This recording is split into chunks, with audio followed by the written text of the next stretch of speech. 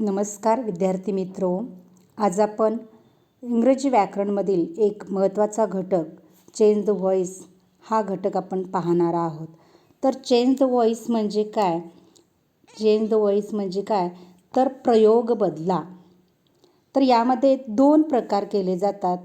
एक म्हणजे active voice ज्याला कर्तरी प्रयोग म्हणतात आणि दुसरा आहे पॅसिव्ह व्हॉइस म्हणजे कर्मणी प्रयोग. तर सुरुवातीला आपण ॲक्टिव्ह व्हॉइस म्हणजे काय आणि पॅसिव्ह व्हॉइस म्हणजे काय हे बघूया. तर ॲक्टिव्ह व्हॉइस म्हणजे कर्तरी प्रयोग. तर यामध्ये काय असतं, क्रिया करणारा घटक वाक्यात ज्यावेळी महत्त्वाचा दाखविला जातो त्यावेळी त्यास काय म्हणतात, कर्तरी प्रयोग म्हणतात. एक उदाहरण बघा यामध्ये, राम ईट्स अ मँगो. तर याच्यामध्ये काय केलेलं आहे, राम हा या वाक्यातला काय आहे, कर्ता आहे आणि त्याला महत्त्व दिलेलं आहे. तो वाक्याच्या सुरुवातीला आहे. बघा, ॲक्टिव्ह व्हॉइसमध्ये कर्ता हा वाक्याच्या सुरुवातीला असतो आणि कर्त्याला महत्त्व दिले जाते. तसेच दुसरे उदाहरण, सीता ड्रिंक्स मिल्क. यामध्ये सुद्धा सीता हे काय आहे, कर्ता म्हणजे सब्जेक्ट वाक्याच्या सुरुवातीला आहे आणि त्याला महत्त्व दिलेलं आहे. खाली काय म्हटले बघा, ह्यामध्ये कर्ता प्रभावशाली असतो व वाक्याच्या सुरुवातीला असतो. ॲक्टिव्ह व्हॉइसमध्ये एक गोष्ट लक्षात ठेवायची की कर्ता हा काय असतो, प्रभावशाली असतो आणि तो वाक्याच्या सुरुवातीला असतो. तर आता आपण पॅसिव्ह व्हॉइस म्हणजे काय बघूया.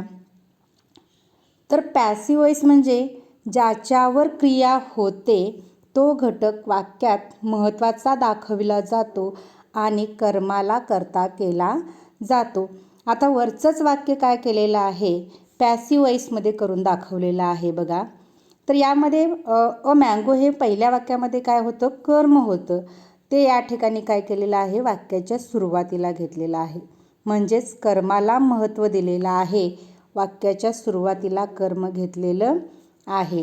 दुसऱ्या वाक्यामध्ये पण तसंच केलेलं आहे.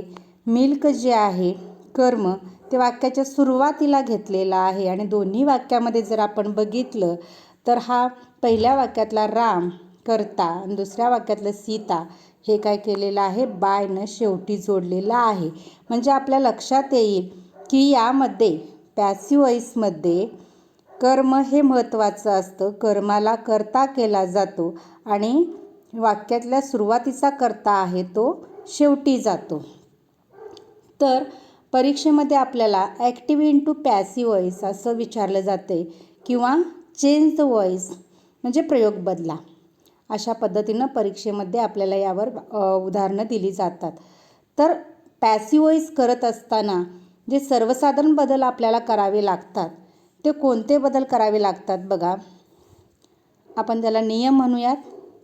पहिला नियम बघा काय आहे, तर पहिल्यांदा आपण काय करायचं आहे, त्या वाक्यामधलं कर्म ओळखायचं आहे. तर ते कर्म आपण कसे ओळखू शकतो, तर क्रियापदाला आपण काय व कोणाला असा प्रश्न विचारला असता येणारं उत्तर हे काय असतं, कर्म असतं. म्हणजे आपण क्रियापदाला व्हॉट किंवा हुमनं जर प्रश्न केला तर येणारं उत्तर हे त्या वाक्यातलं कर्म असते. दुसरा नियम बघा, कर्त्याच्या ठिकाणी कर्म आणून कर्माला कर्ता करावा. तर पॅसिव्ह व्हॉइस करत असताना आपण काय बदल करायचा आहे, ज्या ठिकाणी कर्ता आहे जे सुरुवातीला त्या ठिकाणी सुरुवातीला पॅसिव्ह व्हॉइस करत असताना काय करायचं आहे, कर्म आणायचं आहे आणि कर्माला कर्ता करायचा आहे. तिसरा नियम, नवीन कर्त्यानंतर टू बीचे योग्य ते रूप वापरावे. म्हणजे ज्या कर्मानं आपण वाक्याची सुरुवात केलेली आहे त्यानंतर काय करायचं आहे, टू बीचं रूप, योग्य ते रूप. मग या मी जार वर्तमान काळामध्ये असेल, वॉज वेअर भूतकाळात असेल, असं वाक्याच्या काळानुसार आपण काय करणार आहोत, त्याचे योग्य ते रूप वापरणार आहोत. चौथा नियम, टू बीच्या रूपानंतर क्रियापदाचे तिसरे रूप लिहावे. म्हणजे टू बीचं रूप लिहिल्यानंतर जे काही वाक्यामध्ये क्रियापद येईल त्याचं तिसरं रूप त्या ठिकाणी लिहायचं आहे. पाचवा नियम आहे, मूळच्या वाक्यातील कर्ता नवीन वाक्याच्या शेवटी द्वितीया विभक्तीमध्ये वापरून त्यापूर्वी बाय असा शब्द वापरावा.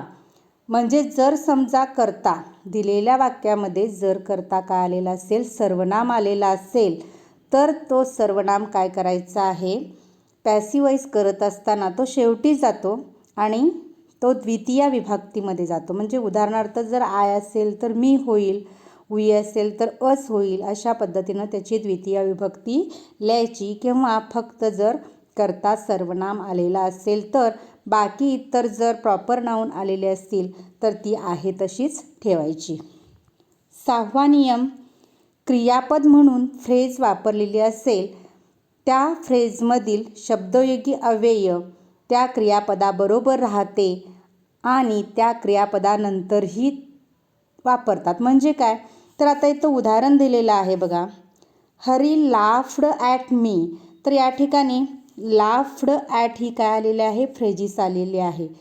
तर त्याचं पॅसिव्ह वॉइस करत असताना तो ॲट हा शब्द जो आहे तो काय केलेला आहे, लाफ्ड या क्रियापदाच्या तिसऱ्या रूपानंतर ठेवलेला आहे. बघा या वाक्यामध्ये कसं होतं, I was laughed at by Hari. म्हणजे जी फ्रेजिस आलेलं आहे त्याच्याबरोबर जे शब्दयोगी अव्यय येईल ते त्या क्रियापदाच्या तिसऱ्या रूपानंतरच ठेवायचं आहे. आणि 7वा नियम काय आहे, 2 कर्मे असतील तर 2 प्रकारची रचना करता येते. समजा काही वेळेला वाक्यामध्ये काय केलं जाते, 2 कर्मे दिली जातात. आता इथं दिलेलं आहे बघा एक उदाहरण, ही गिव्ज मी हिज बुक. तर या ठिकाणी 2 कर्म आलेले आहेत, मी आणि हिज बुक्स. तर आपण सुरुवातीच्या नियमामध्ये बघितलेलं आहे, क्रियापदाला जर आपण व्हॉटनं प्रश्न केला तर आपल्याला व्हॉट आणि हुमनं प्रश्न केला की येणारं उत्तर हे काय असतं, कर्म असतं. समजा आपण व्हॉटनं प्रश्न केला, what does he give me, तर इथं उत्तर काय येतं, हिज बुक्स. म्हणजे हे डायरेक्ट ऑब्जेक्ट. आणि जर हुमनं प्रश्न केला, हुम does he give his books, तर उत्तर काय येतं, मी. म्हणजे हे इनडायरेक्ट ऑब्जेक्ट झालं.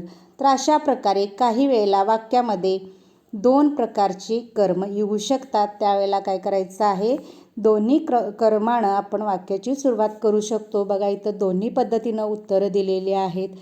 एक म्हणजे बघा, I am given his books by him. तर इथं आपण इनडायरेक्ट ऑब्जेक्ट पहिल्यांदा घेतलेला आहे. हे सोडवत असताना त्याची प्रथम विभक्ती आय घेतलेली आहे आणि आय वर्तमान काळामध्ये वाक्य आहे म्हणून यम घेतलेला आहे. त्यानंतर क्रियापदाचं तिसरं रूप लिहिलेलं आहे. राहिलेलं ऑब्जेक्ट क्रियापदाच्या तिसऱ्या रूपानंतर हिज बुक्स घेतलेला आहे आणि बाय नंतर कर्ता सर्वनाम असल्यामुळे त्याची द्वितीय विभक्ती हिम लिहिलेलं आहे. हे एका कर्मानं सुरुवात केली, तशाच पद्धतीनं राहिलेलं जे दुसरं कर्म आहे हिज बुक्स, त्यानं वाक्याची सुरुवात केलेली आहे. हिज बुक्स अनेक वचन आहे म्हणून आपण काय घेतलं, आर घेतलं. त्यानंतर क्रियापदाचं तिसरं रूप, राहिलेलं ऑब्जेक्ट मी आणि बाय नंतर कर्त्याची द्वितीय विभक्ती. म्हणजे वाक्यामध्ये जर दोन्ही कर्म आली तर आपण काय करू शकतो, दोन्ही पद्धतीनं वाक्याचं पॅसिव्ह वॉइस करू शकतो. आता पुढे बघा, ॲक्टिव्हचं पॅसिव्ह करत असताना मगाशी सांगितल्याप्रमाणे जर वाक्यामध्ये काय असेल, कर्ता सर्वनाम असेल तर आपल्याला काय करावे लागतात, त्या सर्वनामामध्ये बदल करावे लागतात. तर ते बदल कसे करायचे बघा. आता इथं ॲक्टिव्ह वॉइस म्हणलेलं आहे आणि पॅसिव्ह वॉइस. तर प्रथमा विभक्तीमध्ये आलेली सर्वनामे काय होतात, द्वितीया विभक्तीमध्ये बदलतात. आता उदाहरणार्थ बघा खाली, आय असेल तर त्याचं मी होते, वी असेल तर अस होतं, यू असेल तर यू होतं. एक वचन अनेक वचन यूसाठी बदल आहे तसाच होतो. ही असेल तर हिम होते, सी असेल तर हर, इट असेल तर इट आणि दे असेल तर देम. हे बदल केव्हा करायचे आहेत, जेव्हा ॲक्टिव्ह वॉइसच्या वाक्यामध्ये जर सर्वनाम करता आलेला असेल तर काय करायचं आहे, त्याची द्वितीय विभक्ती लिहायची आहे. आता आपण काही एक्झाम्पल्स पाहूयात. बघा, पहिल्यांदा मी या ठिकाणी सिम्पल प्रेझेंट टेन्स याची वाक्य इथं लिहिलेले आहेत. तर सिम्पल प्रेझेंट टेन्सचं वाक्य जर आलं तर आपण काय करायचं आहे, एम इज आर या टू बीच्या रूपांचा वापर करायचा आहे. पहिलं वाक्य बघा, आय राईट अ लेटर. तर या वाक्यामध्ये काय आहे, साधा वर्तमान काळ आहे. तर साध्या वर्तमान काळामध्ये बघा, कोणतंही वाक्य जर आपण चेंज द व्हॉइस करत असताना पहिल्यांदा आपल्याला त्या वाक्यामधला कर्ता, क्रियापद आणि कर्म ओळखता आलं पाहिजे. तर कर्ता म्हणजे काय, जो वाक्यामध्ये क्रिया करतो तो कर्ता. ज्या शब्दातून क्रिया किंवा कृती व्यक्त होते ते वर्ब आणि ज्याच्यावर क्रिया होते ते ऑब्जेक्ट. तर या गोष्टी आपल्याला ओळखता आल्या पाहिजेत. आणखी दुसरी गोष्ट म्हणजे दिलेल्या वाक्यातला काळ ओळखता आला पाहिजे आणि मग आपण काय करायचं आहे, त्या वाक्याचं चेंज द व्हॉइस करायचं आहे. तर या वाक्याचं चेंज द व्हॉइस कसं होईल बघा, या वाक्यामध्ये अ लेटर हे काय आहे, ऑब्जेक्ट आहे. आपण वाक्याच्या सुरुवातीला घेतलं अ लेटर, वाक्य वर्तमान काळामध्ये आहे. अ लेटर हे एकवचनी आहे म्हणून या एम इज आर पैकी आपण काय घेणार आहोत, इज. A letter is. त्यानंतर क्रियापदाचं तिसरं रूप रिटन बाय. बाय नंतर आपण कर्त्याची द्वितीय विभक्ती, जर सर्वनाम आलेलं असेल तर या ठिकाणी सर्वनाम आय आलेला आहे म्हणून त्याची द्वितीय विभक्ती काय लिहिली, मी. म्हणजे उत्तर कसं आहे बघा, a letter is written by me. अशाच प्रकारे आपण दुसरं उदाहरण बघूया. बघा, दे प्ले क्रिकेट. याच्यामध्ये दे हे सब्जेक्ट आलेलं आहे, प्ले हे वर्ब आलेला आहे आणि क्रिकेट हे ऑब्जेक्ट आलेला आहे. दिलेल्या नियमाप्रमाणे आपण उत्तर बघा कसं लिहू शकतोय. क्रिकेट पहिल्यांदा घेतलं कर्म, क्रिकेट वर्तमान काळामध्ये आहे त्याच्यासाठी पण आपण इज घेतलं. Cricket is. प्लेचं तिसरं रूप प्लेड बाय. दे हा कर्ता आहे म्हणून त्याची द्वितीय विभक्ती देम. शेवटी पूर्णविराम. तिसरं उदाहरण बघा, सीता मेक्स डिनर. याच्यामध्ये डिनर हे काय आहे, कर्म आहे. वाक्याच्या सुरुवातीला आपण घेतलं, पहिलं अक्षर कॅपिटल नेहमी काढायचं. डिनर इज एकवचनी आहे, इज. मेक्सचं तिसरं रूप मेड बाय सीता. आता इथं सर्वनाम न येता सीता नाव आलेलं आहे त्यामुळे आपण आहे तसं लिहायचं आहे. सर्वनाम आलं तरच त्याची काय करायची आहे, द्वितीय विभक्ती लिहायची आहे. तर ही आपण बघितली प्रेझेंट टेन्सची उदाहरणं. त्यानंतर आपण पुढचा टेन्स बघतोय, सिम्पल पास्ट टेन्स, साधा भूतकाळ. दुसरा साधा भूतकाळ. याच्यामध्ये आपण वॉज आणि वेअरचा उपयोग ऑब्जेक्ट नंतर करायचा आहे. जसं आपण वर्तमान काळामध्ये एम इज आरचा वापर केला तसंच इथं कर्मानंतर काय ठेवायचं आहे, वॉज किंवा वेअर ठेवायचं आहे. आपण बघूयात. पहिलं वाक्य, the Hunter killed the tiger. याच्यामध्ये द हंटर हा सब्जेक्ट आला, किल्ड हे वर्ब आलं, द टायगर हे काय आलं, ऑब्जेक्ट आला. आता दिलेल्या नियमाप्रमाणे आपण काय बदल करू शकतो बघा.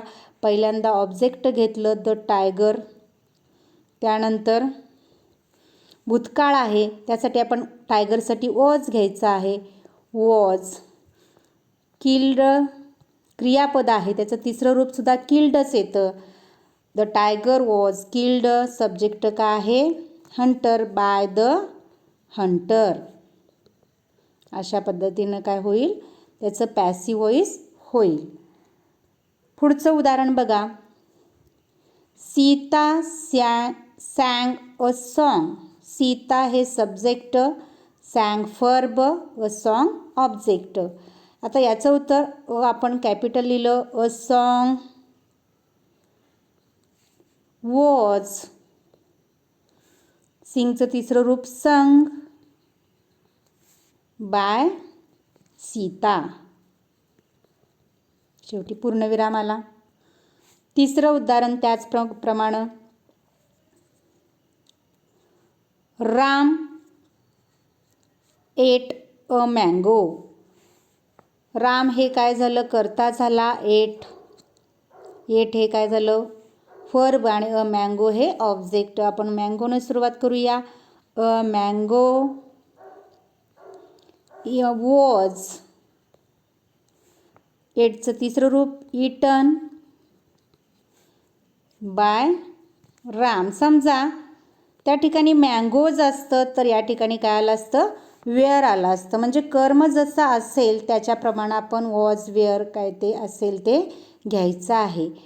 आता तिसरा काळ बघा, सिम्पल फ्युचर टेन्स, साधा भविष्यकाळ. तर याच्यामध्ये काय वापरायचं आहे, शॅल बी आणि विल बी. जसं आपण वर्तमान काळामध्ये एम इज आर, भूतकाळामध्ये वॉज वेअर, तसं भविष्यकाळामध्ये कर्मानंतर काय ठेवायचं आहे, शॅल बी किंवा विल बी. आता बघा पहिलं वाक्य, Ram will read a lesson. तर याच्यामध्ये अ लेसन हे ऑब्जेक्ट आहे म्हणून आपण काय करायचं आहे, अ लेसन हा शब्द घ्यायचा आहे. A lesson. आता अ लेसनसाठी आपण विल बी घ्यायचं की शॅल बी, तर शॅल बी आपण फक्त प्रथम पुरुष आय आणि वीसाठी घेतो. आता अ लेसनसाठी काय येईल, विल बी. रीडचं तिसरं रूप रेड. स्पेलिंग तेच, फक्त उच्चार वेगळा. A lesson will be read by, नंतर करता काय आहे, राम आहे. रामच्या ऐवजी जर ही असतं तर आपण हिम घेतलं असतं. बघा पुढचं उदाहरण, they will complete homework. They subject, complete verb, homework object. आणि हे ए व्ही म्हणजे ॲक्झिलरी वर्ब, इथं भविष्यकाळ असल्यामुळं. बघा होमवर्क घेतलं पहिला, होमवर्क. होमवर्कसुद्धा यालासुद्धा काय येईल, शॅल बी येणार की विल बी, तर विल बी येईल, विल बी. कम्प्लीटचं तिसरं रूप कम्प्लीटेड. कम्प्लीटेड बाय देची द्वितीय विभक्ती देम. सर्वनाम आल्यामुळं तिथं काय लिहिलं आपण, त्याची द्वितीय विभक्ती लिहिली. तिसरं उदाहरण बघा, she will make a cake. She will make a cake. A cake हे ऑब्जेक्ट आलेलं आहे म्हणून सुरुवातीला घेतलं अ केक. Will be. मेकचं तिसरं रूप मेड बाय, करता सर्वनाम आलेला आहे सी म्हणून काय घ्यायची, त्याची द्वितीय विभक्ती हर. ठीक आहे. तर आपण यामध्ये 3 उदाहरण बघितली फ्युचर टेन्सची. त्यानंतर चौथा काळ आपण बघणार आहोत, प्रेझेंट कंटिन्युअस टेन्स. म्हणजे कुठला काळ, चालू वर्तमान काळ. चालू वर्तमान काळामध्ये सुद्धा एम इज आर ही रूपं वापरायची आहेत, पण कंटिन्युअस ॲक्शन दाखवण्यासाठी कर्मानंतर एम इज आर लिहिल्यावर आपण काय करायचं आहे, बीइंग हा जादा शब्द लिहायचा आहे. म्हणजे बघा कसं होणार आहे वाक्य.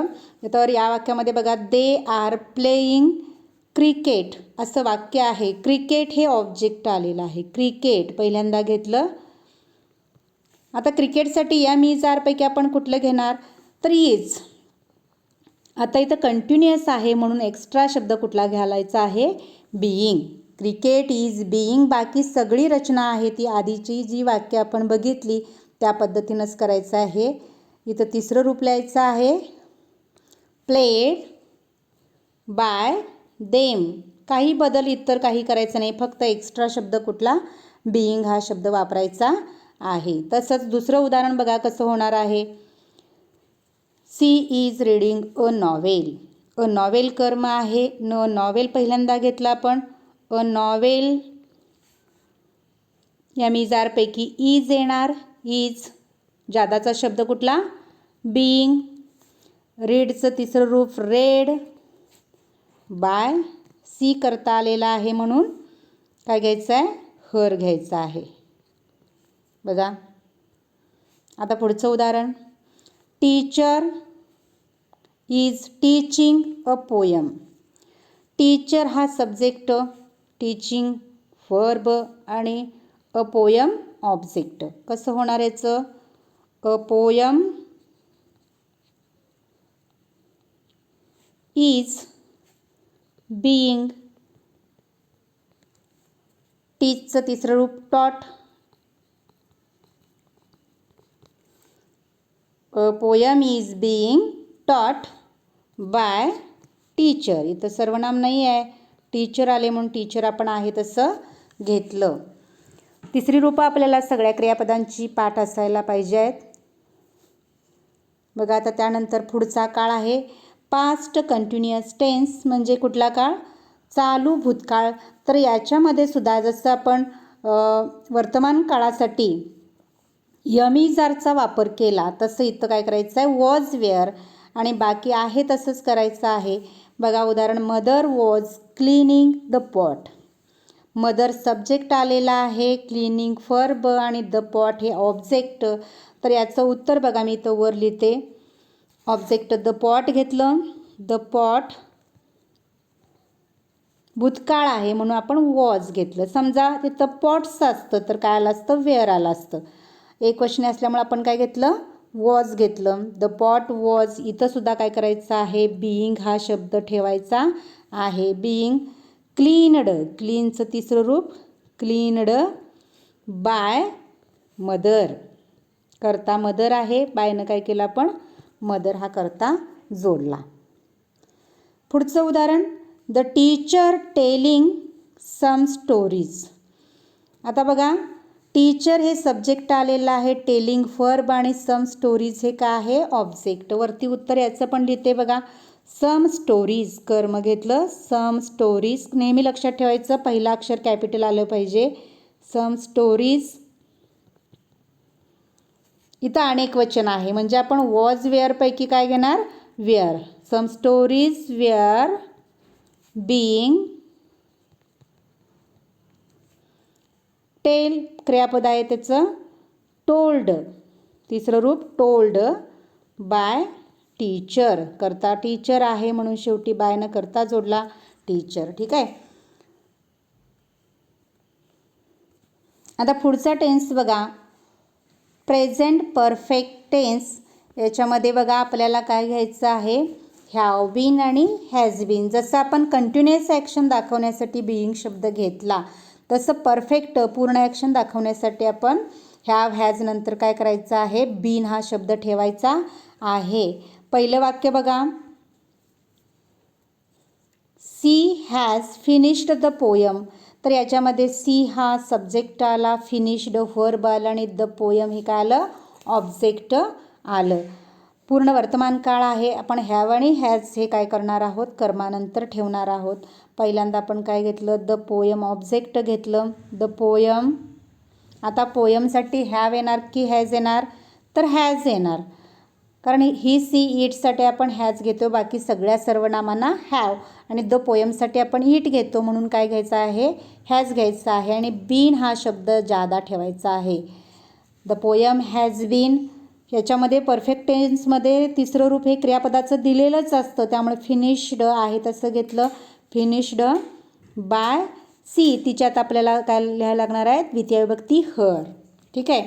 आता बघा पुढचं उदाहरण, they won the first medal. तर याच्यामध्ये they subject, they have won. The won हे वर्ब आलं आणि द फर्स्ट मेडल हे काय आलं? ऑब्जेक्ट आलेलं आहे. आपण ऑब्जेक्टनं सुरुवात करूया. The first medal. First medal. आता याच्यासाठी हॅव बीन हॅज बीन काय घ्यायचं आहे? तर हॅज बीनच घ्यायचं आहे. Has been. तिसरं रूप दिलेलंच आहे won by them. Full stop. त्याच्यानंतर तिसरं उदाहरण बघा, सी हॅज संग अ प्रेयर. सी सब्जेक्ट, संग हे वर्ब आणि अ प्रेयर ऑब्जेक्ट. सुरुवात आपण अ प्रेयर न करूया. A prayer has been sung by she करता आलेला आहे, त्याची द्वितीय विभक्ती हर. ठीक आहे. तर ही तिन्ही उदाहरणं आपण कुठल्या काळामध्ये बघितली? प्रेझेंट परफेक्ट टेन्स, पूर्ण वर्तमान काळ. त्यानंतरचा पुढचा काळ आहे पास्ट परफेक्ट टेन्स म्हणजे पूर्ण भूतकाळ. याच्यामध्ये हॅड बीन हे काय करायचं आहे? कर्मानंतर ठेवायचं आहे. पहिलं उदाहरण बघा, Ram had done this work. बघा, बाकी बदल काहीच करायचा नाही. जसं आपण प्रेझेंट परफेक्टसाठी वापरलं हॅव हॅज, त्याच्याऐवजी इथं काय करायचं आहे? फक्त हॅड बीन ठेवायचं आहे. कर्म बघा, धिस वर्क का आलेलं आहे याच्यामध्ये? धिस वर्क हे कर्म आहे, वाक्याच्या सुरुवातीला घेतलं. धिस वर्क इथं सगळीकडंच हॅड बीनच येणार आहे. परफेक्ट पास्ट परफेक्टमध्ये हॅड बीन. तिसरं रूप दिलेलं असतं done by Ram, full stop. पुढचं उदाहरण बघूया. Sita had written a novel. Sita subject, written verb आणि अ नॉवेल ऑब्जेक्ट. काय घेऊया आपण? अ नॉवेल सुरुवातीला घेऊया. अ नॉवेल हॅड, जादाचा शब्द काय ठेवायचा आहे? Bin. Return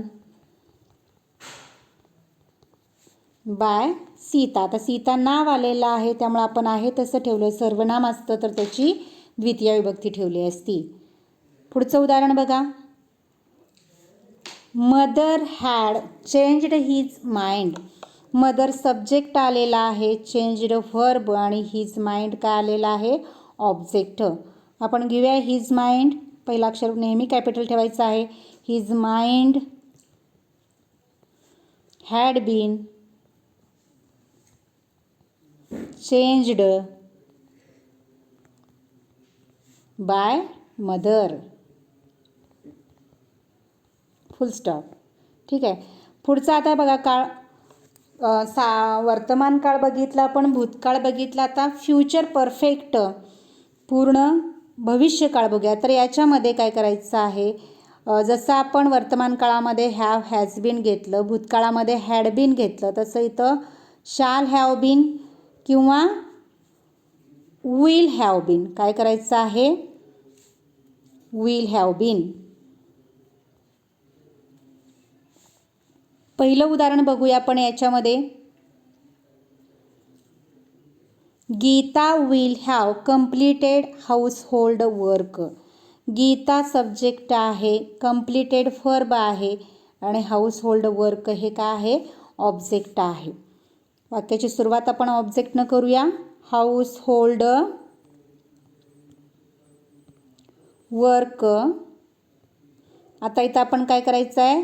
shall have been किंवा विल हॅव बीन. शक्यतो आपण आय वी जर सर्वनाम येत असेल तर शॅल हॅव बीन घेणार आहे, पण हाऊसहोल्ड वर्कसाठी इट येतं त्यामुळे आपण काय घ्यायचं? Will have been completed by Gita, full stop. दुसरं उदाहरण बघा, teacher will have told a story. याच्यामध्ये teacher subject, told verb, a story object. A स्टोरीनं आपण म्हणून सुरुवात करूया. A story. इथं पण विल हॅव बीन येईल. Will have been. तिसरं रूप टोल्ड बाय टीचर. शेवटी पूर्णविराम.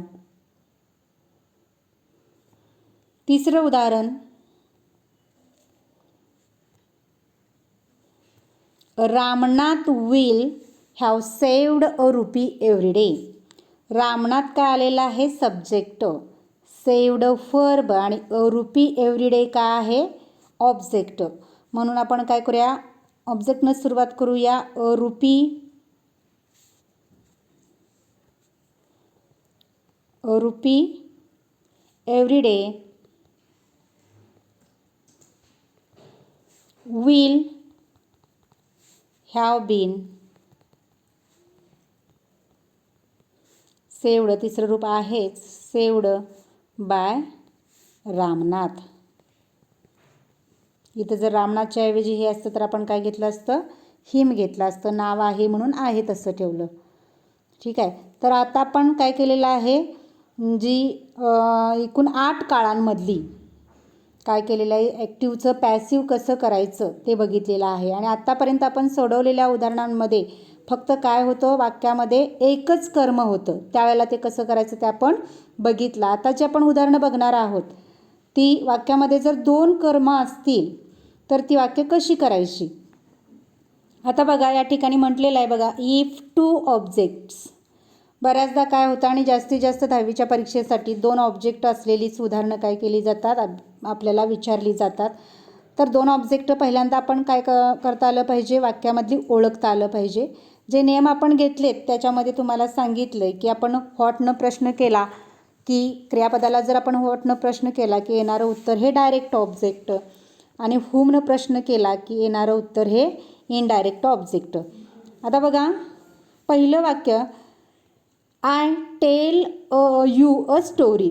पहिल्यांदा जर आपण व्हॉटनं प्रश्न केला क्रियापदाला तर या ठिकाणी क्रियापद कुठलं आलेलं आहे, टेल. आपण व्हॉटनं प्रश्न करून बघूया म्हणजे आपल्याला ऑब्जेक्ट मिळेल. What do I tail you, तर उत्तर काय येतं आहे, अ स्टोरी. म्हणून अ स्टोरी हे काय झालं, डायरेक्ट ऑब्जेक्ट. आणि जर का आपण हुमनं प्रश्न केला, बघा whom do I tell a story, तर आपल्याला उत्तर यू येतं. म्हणून हे काय आहे, इनडायरेक्ट ऑब्जेक्ट. हे अ स्टोरी डायरेक्ट ऑब्जेक्ट आणि you indirect object. Direct object म्हणजे प्रत्यक्ष कर्म आणि इनडायरेक्ट म्हणजे अप्रत्यक्ष कर्म.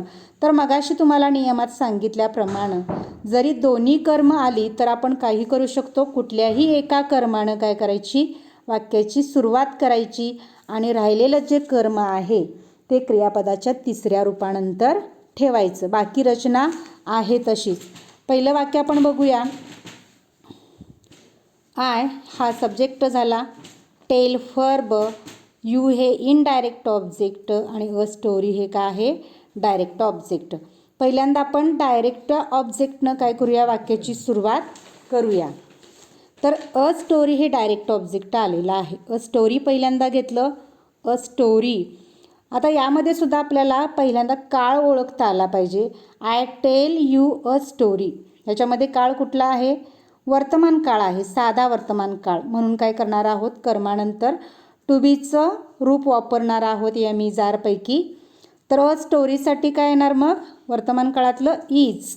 समजा तिथं स्टोरीज असतं तर तिथं आपण काय लिहिलं असतो, इजऐवजी आर लिहिलं असतं. एकवचनी आहे म्हणून काय घेतलं, इज.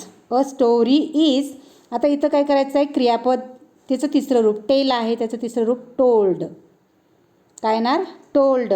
आता राहिलेलं जे ऑब्जेक्ट आहे यू ते काय करायचं आहे, या क्रियापदाच्या तिसऱ्या रूपानंतर ठेवायचं आहे म्हणजे यू. बघा a story is told you. आणि मग आता राहिलेला भाग बायनं काय करायचं आहे, करता जोडायचा आहे बाय आय. मग आय हे सर्वनाम आहे म्हणून त्याची द्वितीय विभक्ती काय करायची आहे, मी. बघा काय केलं, अ स्टोरी प्रत्यक्ष कर्म पहिल्यांदा घेतलेला आहे, त्याच्यानंतर वर्तमान काळ आहे म्हणून इज घेतलं, त्यानंतर क्रियापदाचं तिसरं रूप टोल्ड, राहिलेलं ऑब्जेक्ट यू आणि बाय नंतर करता जोडलेला आहे, शेवटी पूर्णविराम. आता हे झालं आपण डायरेक्ट कर्मनं वाक्याची सुरुवात केली. आता याच्यामधलं जे यू इनडायरेक्ट ऑब्जेक्ट आहे त्यानं सुरुवात करूया. बघा दोन्ही पद्धतीनं आपण करू शकतो आहे. पहिल्यांदा आपण यू हे कर्म घेतलं, यू. आता यूसाठी एम इज आर पैकी काय घेणार, आर. You are told. राहिलेलं ऑब्जेक्ट इथं ठेवायचं आहे अ स्टोरी. आणि मग आहे तशी रचना पुढची करायची आहे, अ स्टोरी बाय मी. म्हणजे आपण या दोन्ही पद्धतीनं केलं तरी चालू शकते. परीक्षेत जसं एका पद्धतीनं करायला सांगितलं तरी एक करू शकता किंवा दोन्ही पद्धतीनं म्हणजे लिहिला तरी चालू शकतं. दुसरं उदाहरण बघूया. बघा, मिस्टर पाटील टीचर्स अस इंग्लिश. तर याच्यामध्ये सब्जेक्ट बघा, मिस्टर पाटील आलेला आहे, वर्ब टीचर्स आलेला आहे आणि अस आणि इंग्लिश हे काय आहे, एक हे अस आहे इनडायरेक्ट ऑब्जेक्ट आणि इंग्लिश हे डायरेक्ट ऑब्जेक्ट. बघा कसं ओळखायचं. तर व्हॉटनं आपण प्रश्न केला, what does mister Patil teach us. तर इंग्लिश हे उत्तर येतं आहे म्हणून काय आहे, इंग्लिश हे डायरेक्ट ऑब्जेक्ट. आणि whom does mister Patil teach English असं येतं, कर्म येतं ते इनडायरेक्ट ऑब्जेक्ट. तर आपण दोन्ही पद्धतीनं ह्याची उत्तरं लिहू शकतो आहे. पहिल्यांदा आपण डायरेक्ट ऑब्जेक्ट घेऊन करूया. बघा,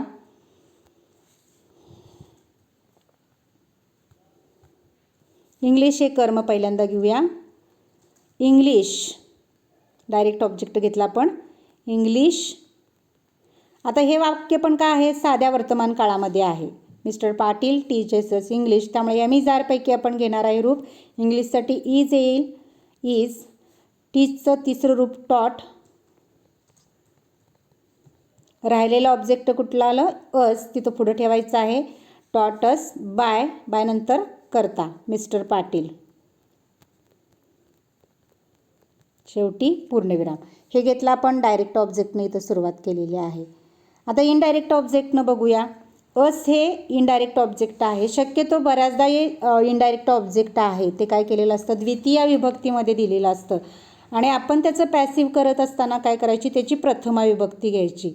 म्हणजे असची प्रथमा विभक्ती काय येणार, वी. आता वी आलेला आहे, वर्तमान काळ आहे म्हणून एम-इज-आर-पैकी वीला काय येतं आहे, आर. त्यानंतर क्रियापदाचं तिसरं रूप टॉट. राहिलेलं ऑब्जेक्ट इथं ठेवायचं आहे इंग्लिश. वी आर टॉट English by mister Patil, full stop. बघा, आपण दोन्ही पद्धतीनं केलं. मगाशी इंग्लिश हे कर्म घेऊन केलं आणि आता काय केलेलं आहे, इनडायरेक्ट ऑब्जेक्ट अस त्याची प्रथमा विभक्ती घेतलेली आहे. वी आर टॉट इंग्लिश बाय मिस्टर पाटील. त्याच्या पुढचं उदाहरण बघा, ही गेव देम बुक्स. आता याच्यामध्ये देम आणि बुक्स हे ऑब्जेक्ट आलेला आहे. तर आपण इथं सुद्धा दोन्ही पद्धतीनं करू शकतोय. पहिल्यांदा आपण बुक्सनं काय करूया, वाक्याची सुरुवात करूया. कसं होणार आहे बघा, वरती लिहिते उत्तर मी याचं, बुक्स. आता इथं काळ कुठला आहे बघा, गेव आहे क्रियापद भूतकाळामध्ये, साधा भूतकाळ आहे. म्हणजे आपण इथं बुक्स नंतर काय लिहायचं आहे, टू बीचं रूप वॉज. वेअर येणार, अनेक वचन आहे, बुक्स वेअर. Books were. गिवचं तिसरं रूप गिवन. त्याच्यानंतर काय करायचं आहे, राहिलेला ऑब्जेक्ट देम ठेवायचा आहे. Books were given them by. करता काय आलेला, ही आलेला आहे, त्याची द्वितीय विभक्ती हिम. हे झालं काय, आपण बुक्सनं डायरेक्ट ऑब्जेक्टनं सुरुवात केली. आता इनडायरेक्ट ऑब्जेक्ट देमनं सुरुवात करूया आपण. बघा, देमनं सुरुवात करूया. देम म्हणजे आपण घेताना त्याची प्रथमा विभक्ती घ्यायची, दे. देमची प्रथमा विभक्ती दे, भूतकाळ असल्यामुळं वेअर. They were given. राहिलेला ऑब्जेक्ट बुक्स बाय, हिची द्वितीय विभक्ती हिम. बघा, अशाही पद्धतीनं आपण लिहिलं तरी चालतं. राहिलेलं आता चौथं वाक्य बघा, he will ask us questions. आता याच्यामध्ये बघा, ही सब्जेक्ट, आस्क वर्ब आणि अस हे इनडायरेक्ट ऑब्जेक्ट, क्वेश्चन्स हे डायरेक्ट ऑब्जेक्ट. इथं सुद्धा आपण दोन्ही पद्धतीनं वाक्य करणार आहोत. पहिल्यांदा आपण डायरेक्ट ऑब्जेक्ट घेऊया, क्वेश्चन्स. पहिला अक्षर कॅपिटल लिहिलं, क्वेश्चन्स. काळ बघा कुठला आहे त्या वाक्यामध्ये, he will ask us questions, साधा भविष्य काळ आहे. त्यामुळे आपण आता इथं काय करणार आहोत, questions will have been, will be किंवा शाल बी वापरायचं आहे. क्वेश्चन्ससाठी आपण विल घेतोय, विल बी हा शब्द ठेवायचा आहे कधीही शाल विल नंतर. Questions will be. आस्क हे क्रियापद आहे, त्याचं काय होणार, आस्क्ड. क्रियापदाचं तिसरं रूप राहिलेलं ऑब्जेक्ट अस आणि बाय नंतर हीची द्वितीय विभक्ती हिम. तर हे झालं डायरेक्ट ऑब्जेक्टनं वाक्याची सुरुवात आपण केलेली आहे. ह्याच वाक्यामध्ये आपण इनडायरेक्ट ऑब्जेक्ट घेऊया असणं. आता मी मगाशी सांगितलं की द्वितीय विभक्तीमध्ये इनडायरेक्ट ऑब्जेक्ट दिलेलं असतं, त्याची प्रथम विभक्ती घ्यायची वी. आता वीसाठी आपण काय घेणार आहोत इथं शाल. बघा शाल फक्त आपण आय आणि वी सर्वनाम असेल तेव्हा घेतो. We shall. त्यानंतर बी हा शब्द ठेवायचा आहे. आस्कचं तिसरं रूप आस्क्ड. क्रियापदाच्या तिसऱ्या रूपानंतर राहिलेलं ऑब्जेक्ट कुठलं आहे क्वेश्चन्स, ते इथं घेणार आहोत क्वेश्चन्स. बघा we shall be asked questions by हीची द्वितीय विभक्ती हिम. तर अशा प्रकारे बघा आपण ही जी 4 वाक्य बघितली तर याच्यामध्ये काय होतं 2 ऑब्जेक्ट होतं. तर पहिल्यांदा काय करता आलं पाहिजे परीक्षेमध्ये आल्यानंतर त्यामधली ऑब्जेक्ट आपल्याला ओळखता आली पाहिजेत. किती ऑब्जेक्ट आलेले आहेत ते बघितलं पाहिजे. त्यानंतर तो काळ बघितला पाहिजे आणि त्याच्यानुसार काय करायचं आहे वाक्यामध्ये चेंजेस करायचे आहे. बघा आतापर्यंत आपण काय काय बघितलं. एक कर्म असताना त्यानंतर वाक्यामध्ये 2 कर्म असताना बघितलीत. आता आपण काय करणार आहोत जर वाक्यामध्ये काय असेल मॉडल ऑक्झिलरी वर्ब असेल तर त्या वाक्याचं चेंज द व्हॉइस कसं करायचं. तर या ठिकाणी बघा काही वाक्य मी इथं लिहून काढलेली आहेत. तर एक लक्षात घ्यायचं मॉडल ऑक्झिलरी वर्ब आल्यानंतर एकच बदल लक्षात ठेवायचा आहे की त्या मॉडल ऑक्झिलरी वर्ब नंतर काय करायचं आहे बी हा शब्द जास्त वापरायचा आहे. तर त्यासाठी आपल्याला सगळी मॉडल ऑक्झिलरी वर्ब जी आहेत ती माहिती असायला पाहिजेत. बघा आता पहिलं वाक्य याच्यामध्ये सी मस्ट राईट ॲन्सर्स. तर याच्यामध्ये कुठलं मॉडल ऑक्झिलरी वर्ब आलेलं आहे मस्ट. बघा बाकी काही बदल करायचा नाही, फक्त ते ऑक्झिलरी वर्ब आपल्याला ओळखता आलं पाहिजे आणि त्याच्यानंतर काय करायचं आहे कर्मानंतर ते ऑक्झिलरी वर्ब लिहायचं आहे आणि बी हा शब्द फक्त एक्स्ट्रा लिहायचा आहे. म्हणजे बघा हे वाक्य कसं होणार आहे ॲन्सर्स. याच्यामध्ये यस हे सी हे subject modal auxiliary verb must right verb आणि ॲन्सर्स ऑब्जेक्ट म्हणून ॲन्सर्सनं सुरुवात करूया. ॲन्सर्स. त्याच्यानंतर मॉडल ऑक्झिलरी वर्ब मस्ट आहे म्हणून मस्ट घेतलं. जादाचा शब्द कुठला ठेवायचा आहे बी. ॲन्सर्स मस्ट बी राईटचं तिसरं रूप रिटर्न बाय. बाकी सगळे चेंजेस आधी शिकवल्याप्रमाणे फक्त आपल्याला मॉडल ऑक्झिलरी वर्ब ओळखता आलं पाहिजे. बाय नंतर कर्त्याची द्वितीय विभक्ती काय लिहायची आहे इथं सीची हर शेवटी पूर्णविराम. बघा आता दुसरं उदाहरण आपण बघूया. I can bring the book. याच्यामध्ये कॅन हे मॉडल ऑक्झिलरी वर्ब आलेलं आहे. वाक्य कसं होते बघा द बुक ऑब्जेक्ट घेतला आपण द बुक. त्यानंतर कॅन काय जास्त शब्द ठेवायचा बी. ब्रिंगचा भूतकाळ ब्रॉट बाय आयची द्वितीय विभक्ती मी पूर्णविराम. तसंच आपण तिसरं उदाहरण बघूया. People should obey the order. People subject modal auxiliary should. Obey हे काय आहे वर्ब आलेला आहे आणि द ऑर्डर काय आहे हे ऑब्जेक्ट आलेला आहे. बघा आपण सुरुवात करूया. द ऑर्डर शूड घेतलं. शूड नंतर काय ठेवायचं आहे बी. ओबेचं तिसरं रूप ओबेड बाय पीपल आहे तसा शब्द ठेवला. सर्वनाम नाही आहे तिथं. ठीक आहे. पुढचं बघा चौथं वाक्य you may visit him. You हे काय आलेलं आहे सब्जेक्ट मे मॉडल ऑक्झिलरी व्हिजिट वर्ब आणि इथं हिम इनडायरेक्ट ऑब्जेक्ट आलेला आहे. बघा म्हणजे इथं आपल्याला त्याची प्रथम विभक्ती घ्यायला लागणार आहे. हिमची प्रथम विभक्ती ही. मॉडल ऑक्झिलरी मे काय ठेवायचा शब्द बी. व्हिजिटचं तिसरं रूप व्हिजिटेड बाय यूची द्वितीय विभक्ती यूज येते पूर्णविराम. ठीक आहे. तर अशा प्रकारे आपण ही जर मॉडल ऑक्झिलरी वर्ब असेल तर त्याचं चेंज व्हॉइस कसं करायचं ते बघितलं आणि आता आपण बघणार आहोत आज्ञार्थी वाक्यांचे चेंज व्हॉइस. बघा इम्पेरेटिव्ह सेंटेन्स जर आली तर त्याची चेंज द वॉइस कसं करायचं बघा. तर त्याची रचना कशी असणार आहे. सुरुवात त्याची लेट न करायची आहे. त्यानंतर ऑब्जेक्ट जो सब्जेक्ट ठेवायचा म्हणजे तो सब्जेक्ट होईल. त्यानंतर बी आणि वर्ब 3. आता इथं बघा पहिलं वाक्य शक्यतो आज्ञार्थी वाक्य कसं ओळखायचं. तर त्यामध्ये वाक्याची सुरुवात ही मुख्य क्रियापदाने होत असते. आता बघा पनिश हिम पहिलं वाक्य काय आलेलं आहे. पनिश हिम म्हणजे मुख्य क्रियापद या वाक्यामध्ये कुठलं आलेलं आहे. पनिश. बघा पनिश हे मुख्य क्रियापद आहे आणि हिम हे काय आलेलं आहे. इथं ऑब्जेक्ट आलेला आहे. Indirect object. आता इथं सुद्धा त्याचं आपण काय करायचं आहे. त्याची प्रथमा विभक्ती सोडवत असताना घ्यायचं आहे. पण याची सुरुवात आठवणीनं काय करायचं आहे. लेट न सुरुवात करायची आहे. बघा इथं रचना दिलेली आहे. लेट न सुरुवात करायची आहे. त्यानंतर लेट ऑब्जेक्ट घ्यायचं आहे. इथं म्हटलं बघा ऑब्जेक्ट. तर त्याचे आपण हिम ऑब्जेक्ट आले त्याची प्रथमा विभक्ती घ्यायची आहे ही. लेट ही. त्यानंतर रचना काय आहे. बी हा शब्द जसं आपण आधीच्या वाक्यांमध्ये बाय वापरलं तसं इथं काय वापरायचं आहे. बी. आणि मग क्रियापदाचं तिसरं रूप लिहायचं. आता क्रियापद पनिश आलेलं आहे. त्याचं तिसरं रूप काय होणार. पनिश्ड. पूर्णविराम. बघा काय काय बदल केला.